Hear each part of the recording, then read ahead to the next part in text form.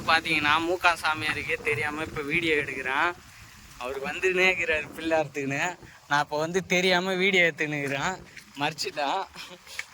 நானும் டைம்லாம் கேட்டு வச்சுருந்தேன், தெரியாமல் எடுக்கிறேன். என்ன பாட்டு கேட்குறீங்களா? பாட்டு கேட்குறீங்களா? ஆ, ஆடல் வீடியோவா? அண்ணா நீங்கள் வேறு வீடியோவில் வைரலாக போகிறீங்க, எல்லாரும் கேட்குறாங்க உங்களை.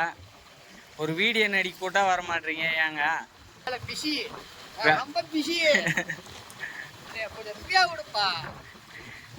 வீடியோ எடுக்கிறதுனால உங்களுக்கு நிறைய பிரச்சனை வருதுன்னு கேள்விப்பட்டேன். அதெல்லாம் பிரச்சனை வராது.